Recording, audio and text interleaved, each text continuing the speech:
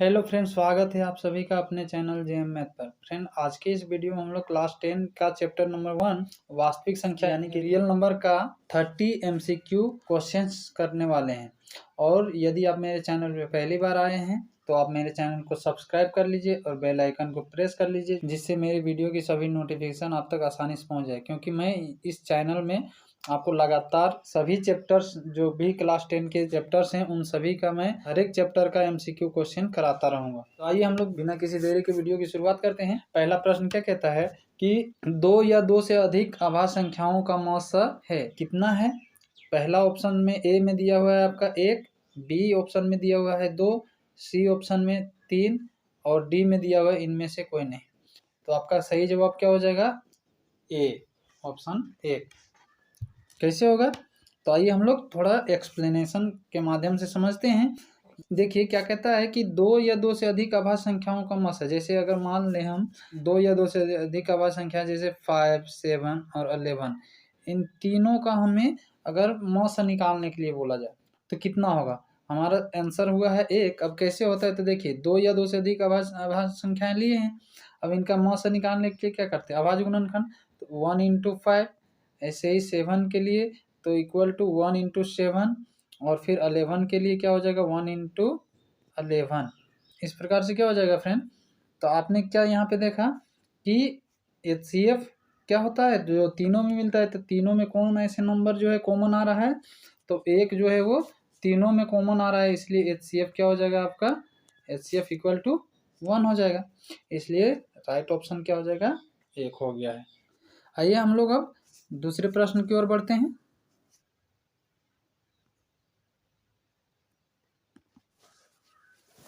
यहाँ पे दूसरा प्रश्न क्या कह रहा है फ्रेंड? यहाँ पे प्रश्न संख्या 2 कह रहा है कि 2 परिमेय संख्याओं के बीच कितनी परिमेय संख्या हो सकती है। तो आपका ऑप्शंस में दिया हुआ है 1, 2, 3 या डी ऑप्शन में दिया हुआ है अनंत। तो सही आंसर क्या हो जाएगा? ऑप्शन नंबर डी, अनंत। क्यों? क्योंकि हम सभी जानते हैं कि 2 परिमेय संख्याएं हैं, उनके बीच में अनंत परिमेय संख्या। अनंत का अर्थ होता है अनगिनत, यानी इतनी परिमेय संख्या होगी जिसकी हम कल्पना नहीं कर सकते हैं। जैसे हम बात करें 1 और 2, एग्जाम्पल से समझते हैं। 1 और 2 के बीच में कौन सी संख्याएं होंगी? तो यहाँ पे तो देखने से हमको दिख नहीं रहा है। जैसे अगर हम एक और एग्जाम्पल लेकर समझते हैं, जैसे 4 और 8 के बीच में कितनी परिमेय संख्याएं होंगी? तो 5 होगी, 6 होगी, 7 होगी। यहाँ पे 3 दिख रहा है, लेकिन यहाँ पे 3 ही नहीं है फ्रेंड, इनके अंदर और भी सारी संख्याएं छुपी हुई है। यानी 4 और 8 के बीच में अनंत परिमेय संख्या है। हमको खुले नज़र से दिख रहा है 3 ही, लेकिन है वो अनंत। इसी प्रकार से क्या है फ्रेंड यहाँ पे? तो 1 और 2 के बीच में कौन सी परिमेय संख्या, कितनी परिमेय संख्या होगी? तो 1 और 2 के बीच में आपको एक भी परिमेय संख्या नहीं नजर आ रहा है, लेकिन है इनके बीच में कितना? अनंत है। यानी अगर हम इनके बीच में कोई परिमेय संख्या ढूंढना चाहें तो हमको अनंत मिलेगा। इतना मिलेगा जिसकी हम गिनती नहीं कर सकते हैं, जिसकी हम परिकल्पना नहीं कर सकते हैं, इतनी मिलेगा। इसलिए आपका सही आंसर अनंत हो जाएगा। 2 परिमेय संख्याएं यानी 1 और 2 के बीच में अगर हमें पूछ दे एग्जाम में कभी कि 1 और 2 के बीच में कितनी परिमेय संख्या होती है, तो हमको यहाँ पे देखने से तो एक भी नहीं दिख रहा है, लेकिन होंगी यहाँ पे अनंत परिमेय संख्याएं। तो आइए अब हम लोग इसी प्रकार से तीसरे प्रश्न की ओर बढ़ते हैं। यहाँ पे तीसरा प्रश्न क्या कह रहा है फ्रेंड? निम्नलिखित में से कौन अभाज्य संख्या है? यहाँ हमें अभाज्य संख्या छांटनी है कि कौन वाला अभाज्य संख्या। तो अभाज्य संख्या पहले जानना होगा कि अभाज्य संख्या किसको कहते हैं। तो अभाज्य संख्या वह संख्या जो किसी से भाग न लगे। अगर वो भाग लगेगी भी, विभाजित होगी भी, तो केवल एक और स्वयं के अलावे किसी से भाग नहीं लगना चाहिए। एक और स्वयं के अलावे किसी से भाग न लगे उसे हम अभाज्य संख्या कहेंगे। तो कौन ऐसी संख्या है? तो आइए हम लोग देखते हैं इसका सही जवाब क्या हो जाएगा। ऑप्शन में दिया हुआ है 8, 9, 11, 15। तो यहाँ पे सही ऑप्शन क्या हो जाएगा?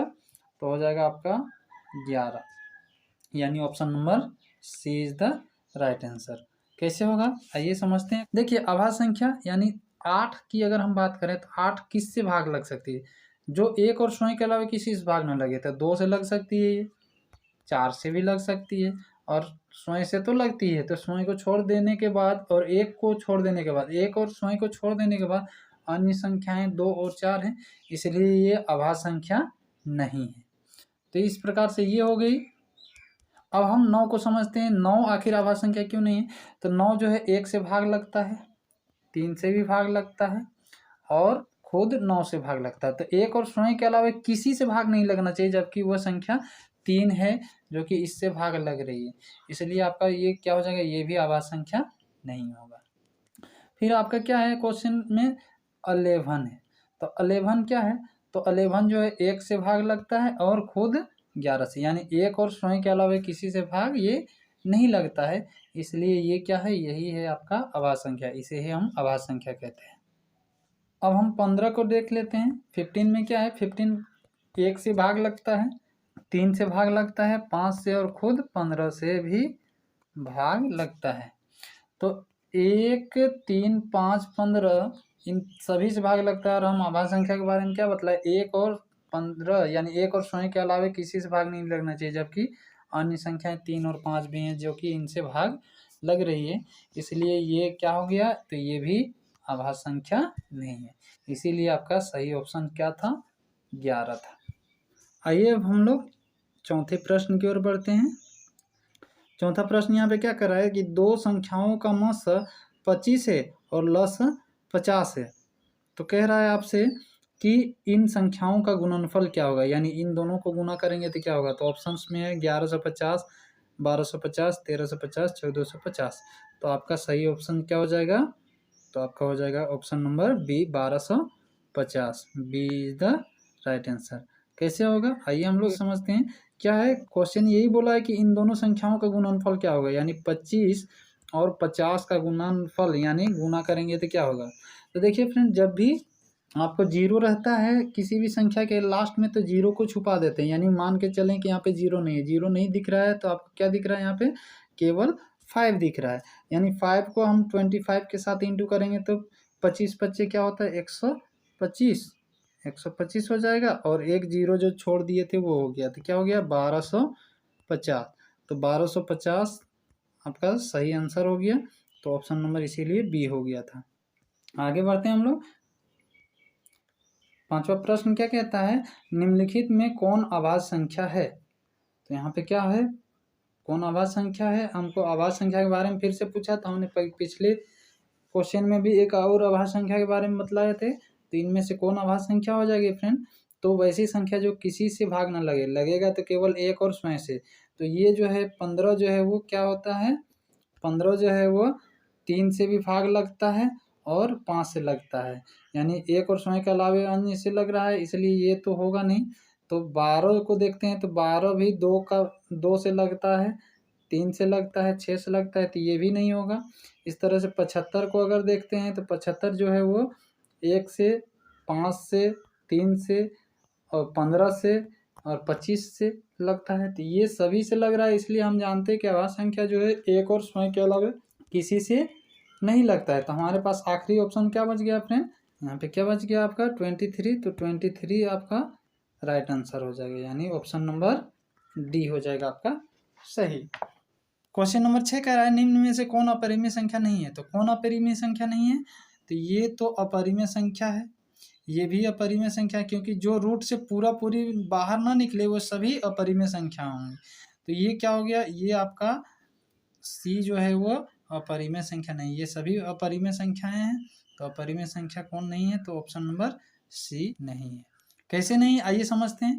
तो अगर रूट 9 को अगर हम यहाँ से निकालें, तो रूट 9 को 3 × 3 कहेंगे, और जानते हैं कि जिनका जोड़ा जिनका लगता है वो रूट से बाहर हो जाएंगे। तो ये 3 जो है रूट से बाहर हो गया।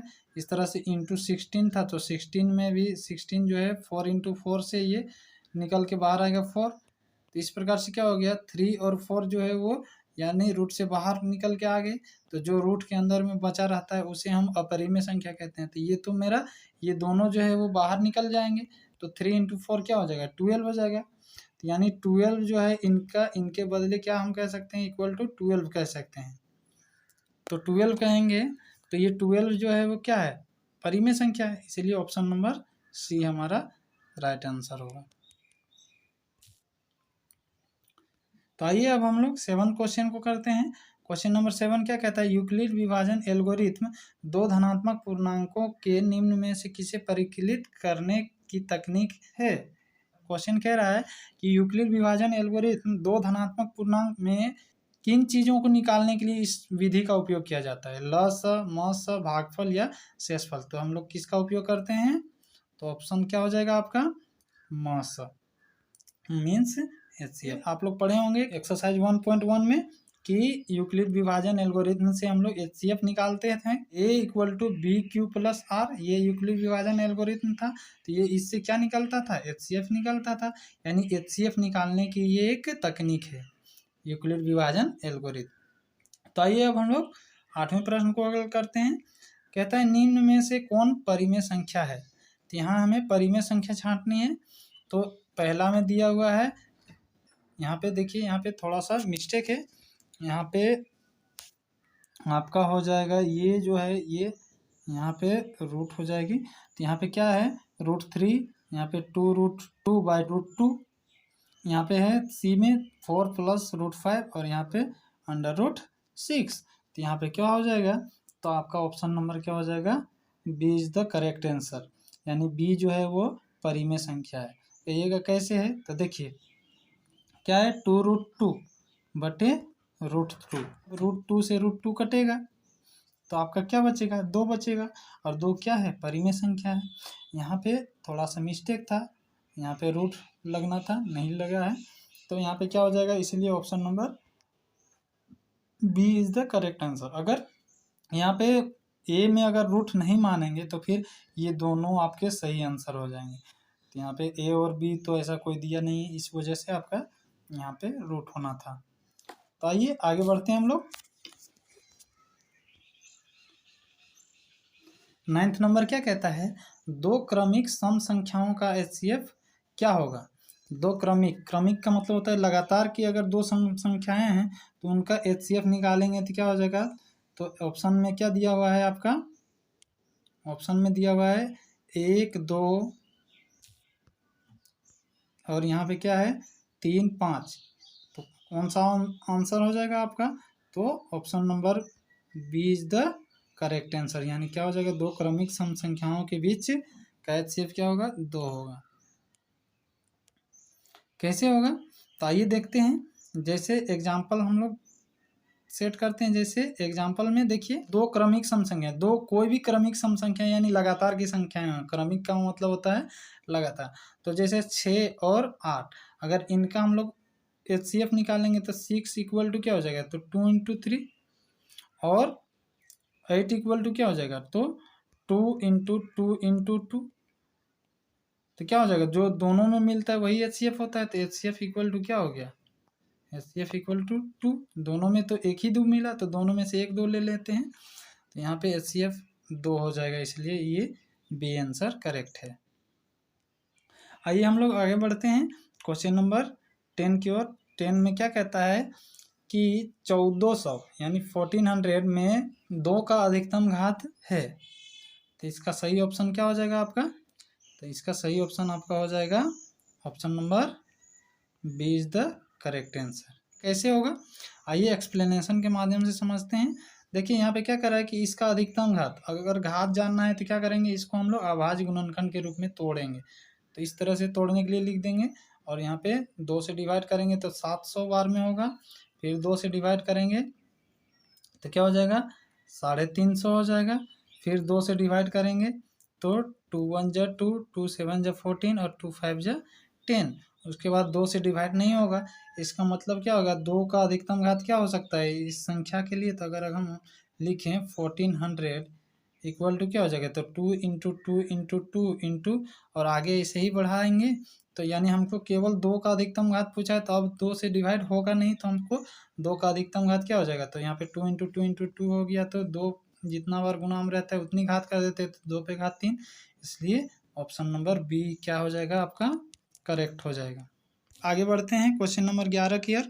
क्वेश्चन नंबर 11 क्या कहता है, निम्न में कौन अभाज्य संख्या। अभाज्य संख्या के बारे में पहले भी बतला है, तो इसका ऑप्शन क्या हो जाएगा, आपको खुद से जवाब कर सकते हैं। तो इसका ऑप्शन क्या हो जाएगा, 11 हो जाएगा, क्योंकि वैसी संख्या जो एक और खुद के अलावा किसी से भाग ना लगे। तो 11 जो है वो किसी से भाग नहीं लगता है, बाकी सभी संख्याएं लगती हैं, हमने पहले ही एग्जाम्पल में बतलाए हैं।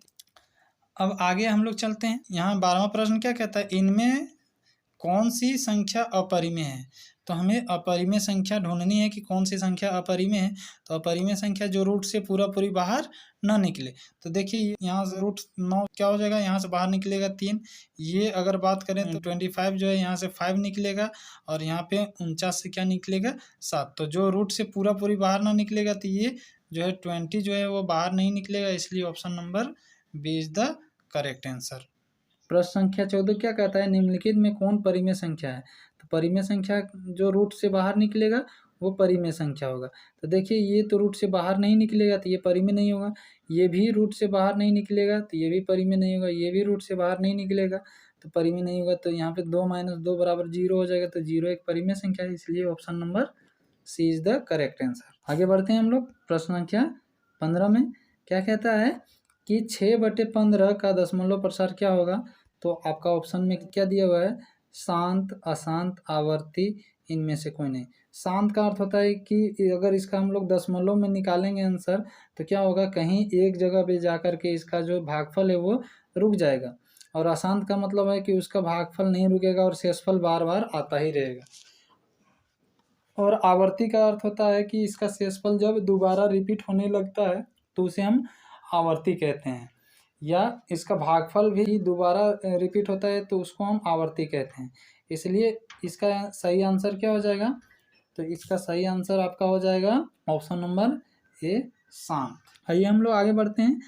कहता है महत्तम समापवर्तक ए बी का गुणे लघुत्तम समापवर्तक ए बी बराबर होगा। यहाँ पे क्वेश्चन समझिए, कहना चाह रहा है कि महत्तम समापवर्तक ए और बी दो संख्याएं, उनका महत्तम समापवर्तक और लघुत्तम समापवर्तक। महत्तम समापवर्तक मीन्स क्या होता है, तो महत्तम समापवर्तक मीन्स होता है आपका HCF। तो HCF इंटू लघुत्तम समापवर्तक LCM। दो संख्याएं ए और बी है, उनका LCM और HCF को अगर गुना करेंगे तो किसके बराबर होगा, तो बराबर क्या हो जाएगा, ए इंटू बी के बराबर होता है। तो इसलिए आपका सही आंसर क्या हो जाएगा, option number C is the correct answer. यानी एलसीएम और एचसीएफ को जब गुना करेंगे तो वो जो दोनों संख्याएं, जो भी दोनों संख्याएं, उनके गुणनफल के ही बराबर होता है। ये इस कथन से स्पष्ट होता है।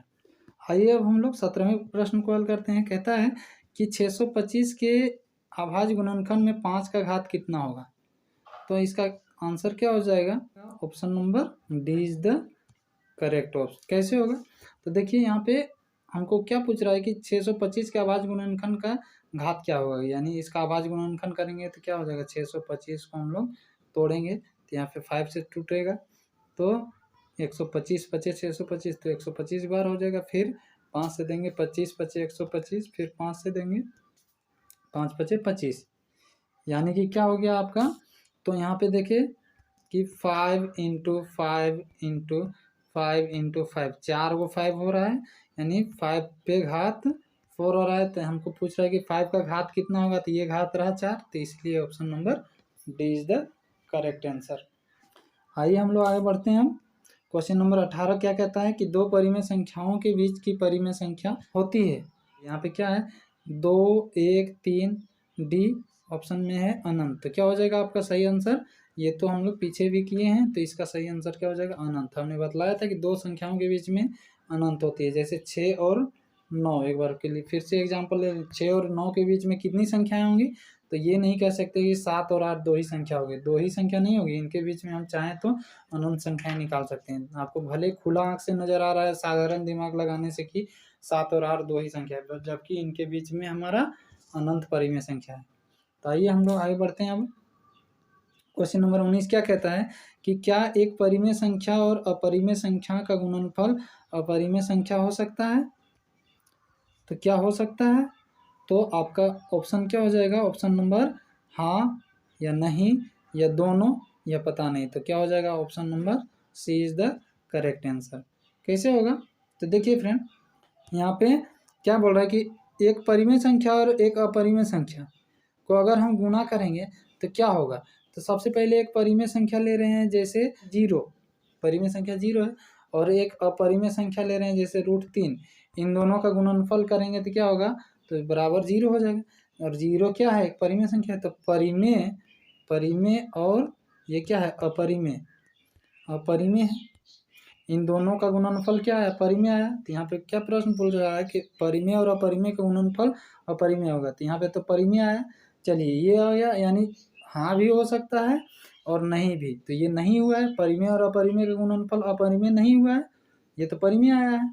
और अगर हम यहाँ पे 0 को छोड़ दें, जैसे एक परिमेय संख्या 1 ले रहे हैं और एक अपरिमेय संख्या √5 ले रहे हैं, इन दोनों का गुणा करेंगे तो क्या होगा, √5 होगा।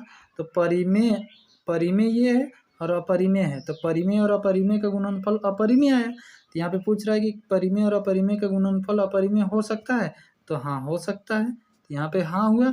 और पिछला वाला में नहीं हुआ था क्योंकि 0 आया था, 0 परिमेय संख्या हो रहा था, तो परिमेय भी हो सकता है और अपरिमेय भी हो सकता है, इसलिए क्या हो जाएगा, ऑप्शन नंबर सी यानी कि दोनों आपका आंसर हो जाएगा।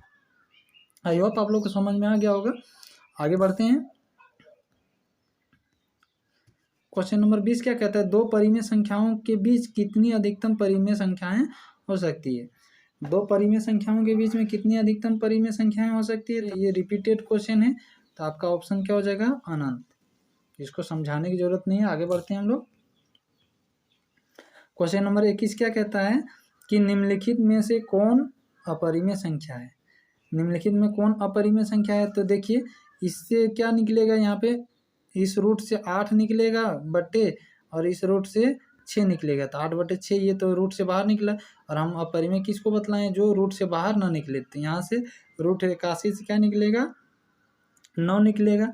यहाँ पे क्या निकलेगा, ये आपका डी ऑप्शन में देखिए 7 निकला बटे यहाँ पे 9 से रूट से क्या निकलेगा, 3, तो 7/3 निकला। तो ये तो सभी रूट से बाहर निकले, लेकिन √5 जो है वो बाहर नहीं निकलेगा, तो √5 का √5 रह जाएगा, तो जो रूट में होती है वही अपरिमेय संख्या बच जाती है।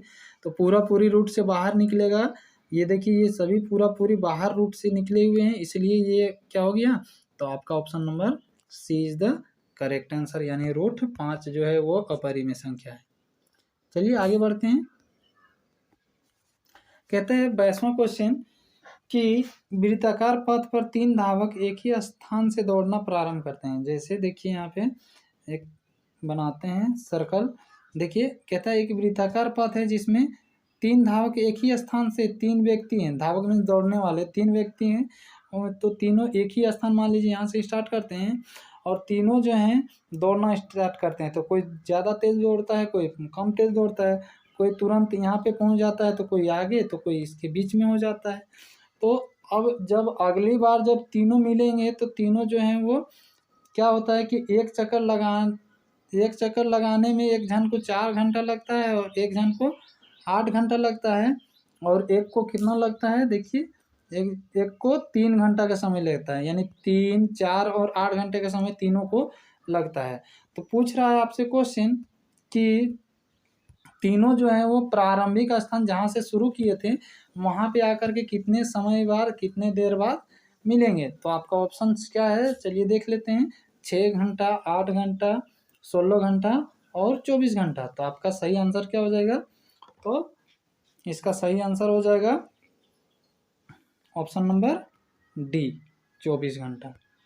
तो कैसे जाने कि ये 24 घंटा होगा, तो जब भी इस तरह का सवाल रहे तो आपको क्या करना है, आपको पे करना ये है कि जब भी इस तरह का क्वेश्चन मिले, जब भी इस तरह से कि कितने समय बाद वापस मिलेंगे, तो उन सभी समय को आपको क्या करना है, एलसीएम करना है। तो क्या हो जाएगा, एलसीएम में हमारा क्या क्या समय था, 3 घंटा था, 4 घंटा और 8 घंटा। तो इनका एलसीएम करेंगे और जितना एलसीएम होगा वही आपका आंसर हो जाएगा। तो चलिए करते हैं। तो यहाँ पे 2 से आएगा तो 3 का 3 हो जाएगा, नहीं लग रहा है, फिर 2 दूनी 4, 2 चौका 8, फिर 2 से लगेगा तो ये 3 से नहीं आएगा, तो क्या हो जाएगा, 2 एका 2, 2 दूनी 4। तो क्या हो जाएगा फ्रेंड, आपका एलसीएम बराबर हमको चाहिए, तो एलसीएम क्या हो जाएगा यहाँ पे, तो एलसीएम बराबर क्या हो जाएगा, तो ये 2 × 2 × 3 × 2, तो 2 तिया 6, दूनी 12, दूनी 24। इस तरह से आपका क्या हो जाएगा आंसर, 24 घंटा इज द करेक्ट आंसर। इन सभी को हमको क्या करना है, गुना कर देना है, जो भी है आपको पता ही होगा एलसीएम निकालने के लिए। तो आइए आगे बढ़ते हैं हम लोग। देखिए सेम क्वेश्चन है 23वां क्वेश्चन। क्या कहता है कि एक वृत्ताकार पथ पर ऐसे ही सेम टू सेम क्वेश्चन है, यहाँ पे समय का बदला है। तो कहता है कि 1 घंटा, 3 घंटा और 5 घंटे का समय लगता है, तो तीनों कब प्रारंभ मिलेंगे एक ही स्थान पर, तो कितने समय बाद मिलेंगे। तो इसका ऑप्शन क्या हो जाएगा, ऑप्शन नंबर इसका भी D is the correct answer हो जाएगा। कैसे होगा, तो इसके लिए हम लोग क्या करेंगे, इसका भी हम लोग एलसीएम करेंगे इन समय का। तो 1 है, 3 है और 5 है, इनका एलसीएम के रूप में डालेंगे। तो ये कट नहीं रहा है तो क्या करेंगे, एलसीएम बराबर तो 3 × 5 कर देंगे, क्योंकि 1 के साथ गुना करेंगे तो जो कहते हैं वही रहता है, तो 15 हो जाएगा। तो 15 घंटा इज द करेक्ट आंसर, 15 घंटा, इसीलिए option number D is the correct answer.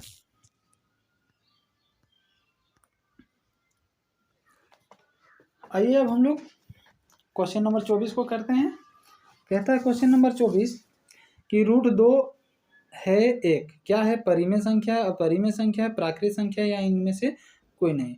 तो रूट के बारे में हमने क्या बतलाया कि रूट में जो भी संख्या आती है वो क्या होती है, अपरिमेय संख्या कहलाती है। इसलिए ऑप्शन नंबर क्या हो जाएगा, B is the correct answer. इसमें ज़्यादा कुछ समझाने को है नहीं, तो आगे बढ़ते हैं हम लोग।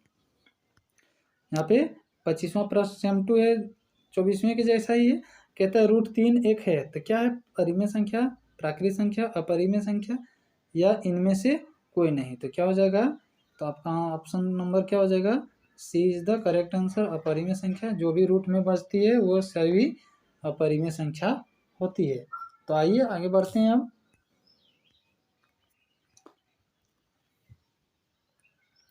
यहाँ पे क्या हो जाएगा फ्रेंड, 26वां प्रश्न कहता है, क्या है यहाँ पे 26वां प्रश्न, x² - 5x + 4 = 0 हो, तो आपसे पूछ रहा है कि इसका मान क्या होगा। ए ऑप्शन में दिया हुआ है पूर्णांक, बी में भिन्न दिया हुआ है, सी में अपरिमेय संख्या दिया हुआ है और डी ऑप्शन में क्या दिया है, वास्तविक नहीं है।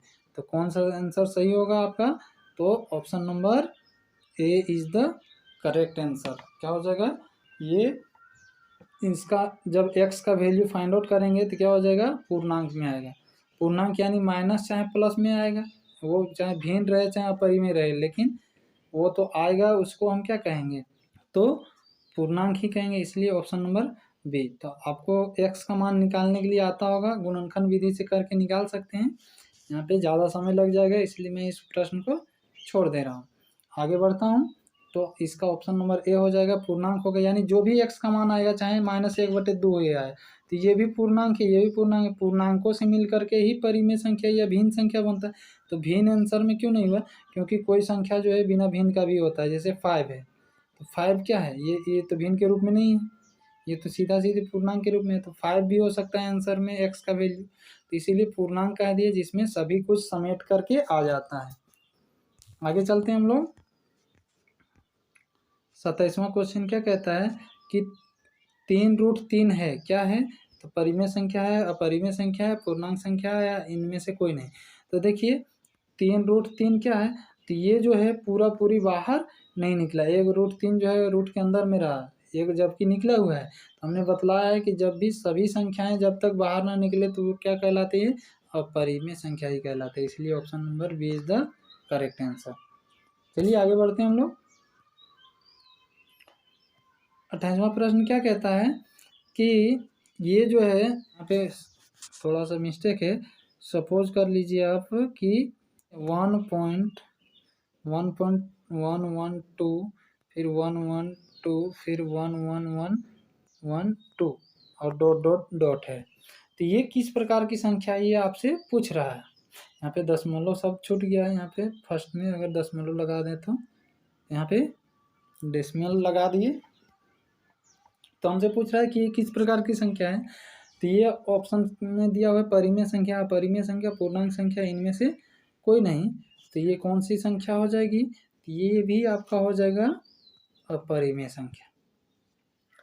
क्यों होगा, तो थोड़ा लॉजिक समझिए। देखिए हमने कहा था कि ये जो है, जो संख्या रूट में होती है वो अपरिमेय होती है, तो ये तो रूट में नहीं था। हाँ बिल्कुल ये रूट में नहीं है, लेकिन इसके बावजूद कि ये अपरिमेय है। क्यों? क्योंकि दशमलव के बाद यहाँ से इधर दशमलव शुरू हो रहा है और दशमलव के बाद जो है संख्याएं रिपीट नहीं हो रही है। देखिए यहाँ पे 2 के बाद डबल 1 है, फिर 2 के बाद 3 1 है। अगर 2 के बाद डबल 1 और फिर यहाँ पे भी डबल 1 ही होता है और फिर 2 आता, फिर डबल 1 और फिर 2 आता, तो ऐसे में हम कहते हैं कि ये रिपीट हो रहा है। लेकिन हम यहाँ पे देख रहे हैं कि 2 के बाद 1 1, 2 1 के बाद 2 है, फिर 3 1 आया है, फिर 2 है, फिर 4 1 आया है और तब जा कर के 2 है। तो संख्याएं रिपीट नहीं हो रही है। जब इस प्रकार से होता है, जैसे यहाँ पे देखिए एक बार के लिए फिर से देखिए, जैसे यहाँ पे 1.22222 देखिए, तो ये संख्या जो है लगातार रिपीट हो रही है, तो ये आपका हो जाएगा परिमेय संख्या।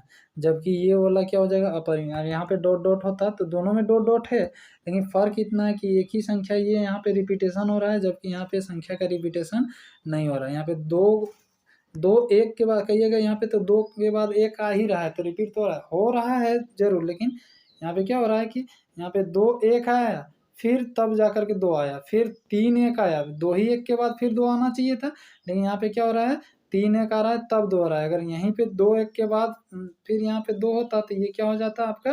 तब परिमेय संख्या होता है। इसीलिए आपका क्या हो जाएगा? Option number B is the correct answer. I hope आप लोग को समझ में आ गया होगा। आगे बढ़ते हैं। निम्नलिखित में से कौन परिमेय संख्या है? तो परिमेय संख्या जो रूट से बाहर आ जाए, तो पहला ऑप्शन में दिया हुआ है 2 माइनस रूट 3। तो यहाँ पे अगर ध्यान से देखने से तो ये रूट के बाहर है, लेकिन ये रूट के अंदर में ही रहा है, और रूट के बाहर और यानी कि बिना रूट वाला जुड़ता या घटता नहीं है, तो ये तो ऐसे ही रहेगा, यानी रूट से बाहर ये निकल नहीं पाएगा। तो ये हो गया आपका अपरिमेय संख्या। तो हमको परिमेय संख्या के बारे में पूछा कि कौन सा परिमेय है, तो ये भी रूट से बाहर नहीं निकलेगा और रूट 6 भी रूट से बाहर नहीं निकलेगा, जबकि ये आपका ऑप्शन नंबर, इसीलिए क्या हो जाएगा? लास्ट में सी बचा है, तो सी इज द करेक्ट आंसर कि ये जो है ये परिमेय संख्या है। कैसे है आइए एक्सप्लेन कर देते हैं। क्या है कि 2√3 और बट्टा, तो √3 से √3 घटा क्या बचा? 2 बचा, तो 2 क्या है? परिमेय संख्या, इसीलिए ये करेक्ट आंसर हो जाएगा। तीसवां प्रश्न करते हैं, जो कि इस प्रश्न का आखिरी प्रश्न है। प्रश्न संख्या 30 क्या कहता है? ये क्या है? तो ये है पाई, और आपसे पूछ रहा है पाई निम्न में से क्या है? परिमेय संख्या है, अपरिमेय संख्या है, परिमेय और अपरिमेय दोनों संख्याएं हैं, इनमें से कोई नहीं। तो सही ऑप्शन क्या हो जाएगा आपका? तो सही ऑप्शन आपका हो जाएगा, क्या हो जाएगा? अपरिमेय संख्या। क्यों? क्योंकि पाई एक अपरिमेय संख्या है। हाँ, 22/7 जो है वो परिमेय संख्या है। पाई का मान होता है 22/7, तो पाई का मान जो है वो 22/7 जो है वो परिमेय है। जबकि अगर यहाँ पे बात हो रही हो कि पाई का, यहाँ पे पाई का वैल्यू, पाई जो है वो खुद एक अपरिमेय संख्या है, अपरिमेय संख्या है। पाई का वैल्यू 22/7 है, यानी इसका माना गया मान है, ये एक्यूरेट मान नहीं है 22/7, ये आपको गणित में माना गया मान है कि 22/7 के आसपास होता है, इसी वजह से। तो पाई का मान क्या होता है? 22/7 है, यानी 22/7 को हम परिमेय संख्या कह सकते हैं, जबकि पाई को हम खुद को हम अपरिमेय में रखते हैं। इसलिए इसका ऑप्शन नंबर क्या हो जाएगा? B is the correct answer, अपरिमेय संख्या। चलिए आखिरी प्रश्न एक और है। तो आखिरी प्रश्न में क्या है, इसको आपको खुद से हल करके कमेंट में बताना है कि आप, क्योंकि ये 30वां क्वेश्चन से ही रिलेट करता है, इसीलिए मैं यहाँ पे आप लोग के लिए छोड़ दे रहा हूँ। निम्नलिखित π/2 में क्या है? यहाँ पे जो अगर हम बात करें, थोड़ा सा एक्सप्लेन कर दे रहे हैं फिर छोड़ दे रहे हैं। π/2 जो है वो क्या है? ये आपसे सवाल कर रहा है कि π/2 क्या है? तो π/2 जो है वो परिमेय है, अपरिमेय है, परिमेय और अपरिमेय दोनों है, या इनमें से कोई नहीं। तो π/2 क्या है? आपको जवाब देना है। बिल्कुल इजी है आपके लिए जवाब देना। धन्यवाद आप सभी का अंत तक देखने के लिए।